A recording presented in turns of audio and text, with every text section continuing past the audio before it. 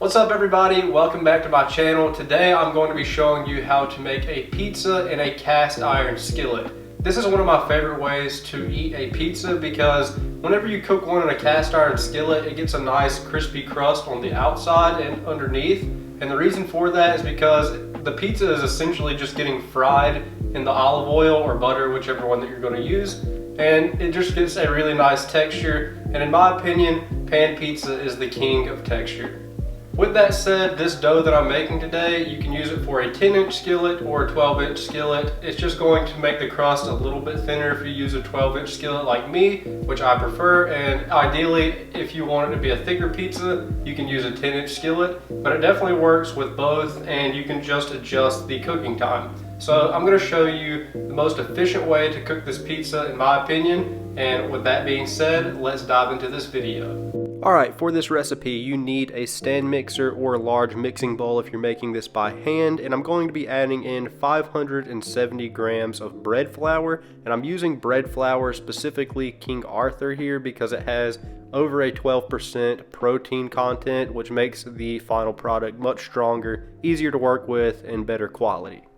Next I'm adding in 12 grams of salt, followed by 19 grams of granulated sugar, and this might seem a little bit sacrilegious in the pizza world, but this is literally a cast iron pizza, and how much further off the road of righteousness can you stray from a Neapolitan style pizza? So I don't want to hear it in the comments. All pizzas are welcome in my kitchen.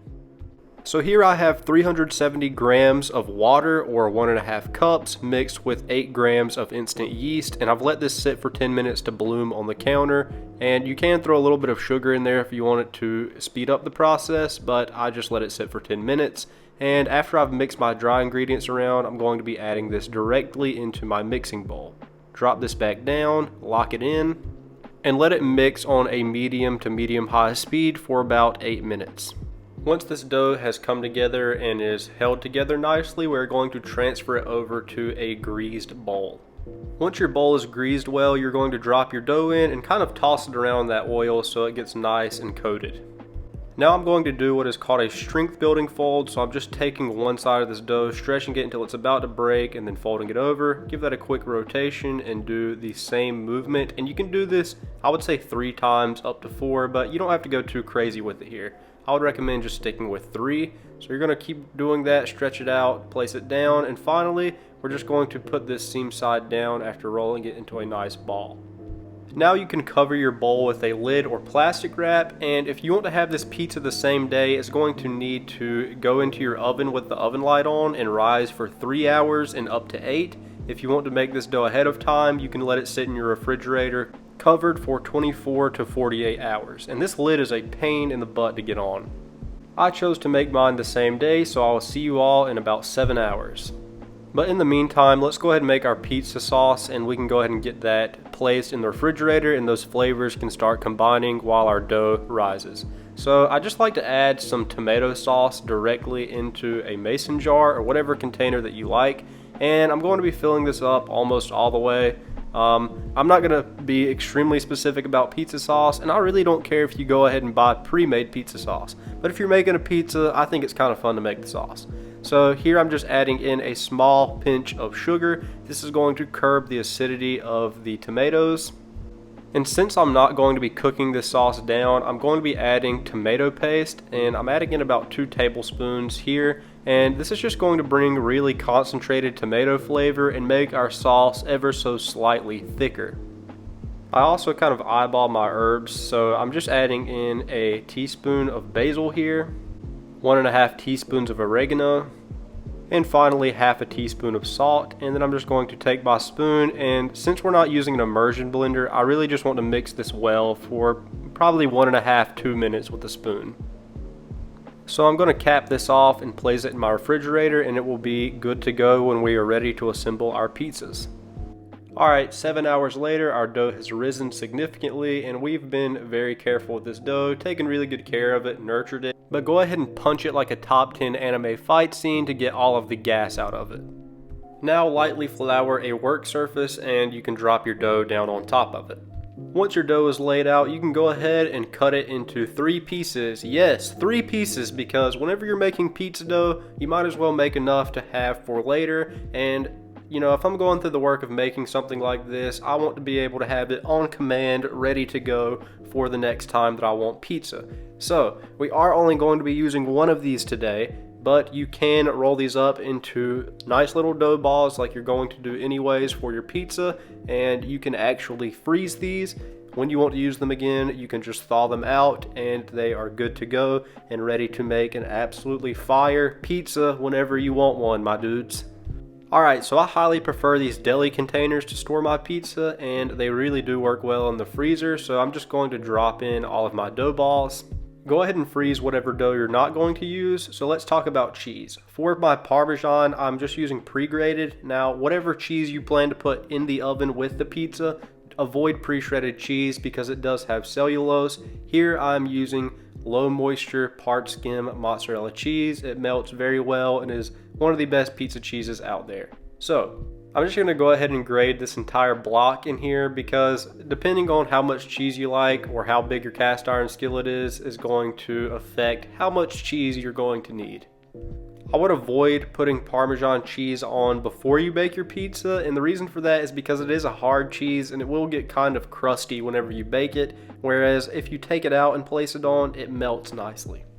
And Lena, the pizza is almost ready. You've been in here 10 times already, you've gotten some cheese, but I promise we're about to bake this. Alright, you are going to need either a 10-inch or 12-inch cast iron skillet. I'm using a 12-inch, and if this wasn't white enough, I have the official white people seal of approval on the bottom of my cast iron skillet. Cracker Barrel in the house, let's go. In all seriousness, go ahead and preheat your oven to its max temperature. That's going to be 500 degrees Fahrenheit or 550 degrees Fahrenheit. Not quite sure what that is for anybody outside of America, but I'm not converting to Celsius because America. Now we are going to simply coat our cast iron skillet with olive oil. You can use melted butter, but I prefer olive oil, and you really want enough olive oil to have a nice puddle in here, but I recommend go ahead and kind of glazing the sides as well as the bottom of this, and then you can add a little bit more, but you do want enough olive oil to be in here so it essentially fries the bottom of the pizza. So go ahead and be very liberal with the amount of olive oil you put in. And this looks good to me. The sides are nice and coated, and there's a very, very small pool of it on the bottom, so that is plenty. Alright, so while your oven's preheating and close to being done, you're going to need about 20 minutes to work with your dough. So you're simply going to press this out using your fingertips as far as it'll let you go. I like to start from the middle and work my way to the edges. The goal here is to stretch it out as far as you can initially, and you're not going to be able to get it all the way to the edges, and as you can see here, this is as far as I could get. So you are going to cover this and then let it sit for about 10 or 15 minutes to then let that gluten rest. So after 10 or 15 minutes, we can come back and continue to stretch this out. Now here I'm going to do the same thing and kind of start towards the edges, and you really want this to kind of climb up the side of the pan because it will stretch back down, and eventually you will get it to be up to the side of the pan. Alright, now it's time to sauce our pizza. I'm using a teaspoon here, and I'm going to put roughly 5 heaping teaspoons. You can add a little bit more, and this dough can actually take a lot of sauce, but start with a lower amount first. And I actually like to run my sauce down the side wall of the pan because once it cooks, it gets a nice caramelized exterior around the crust.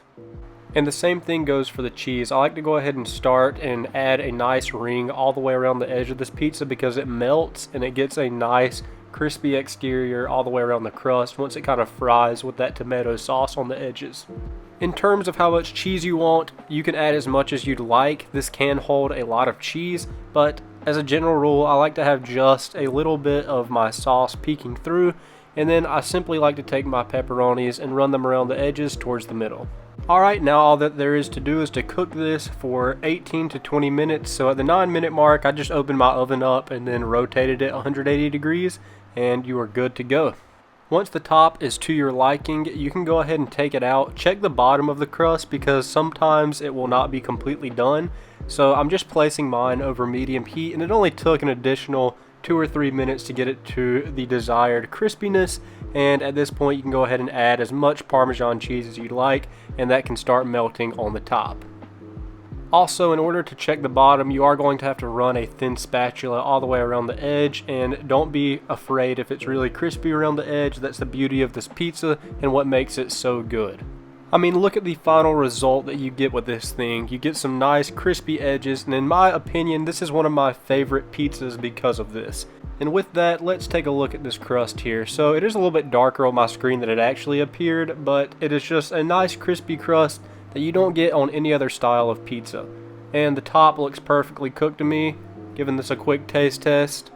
Oh yeah, absolutely phenomenal. You guys have to make this at home if you have a cast iron skillet. Alright everybody, to wrap this up, this pizza was absolutely phenomenal. By far the best pizza that I've made at home yet, and I have made a few. I have attempted to cook a cast iron pizza a couple of times before this, and this one definitely turned out the best in my opinion. So I would definitely give this recipe a try. The crust was extra crispy on the edges as well as the bottom, and there was just the right amount of sauce up there for me, and then the little sprinkle of Parmesan on top. It really just adds another depth of flavor. And if you're not a huge fan of putting Parmesan on pizza, I would say if you're just using low moisture mozzarella, be sure to just sprinkle a little bit of salt or MSG up there if you want to.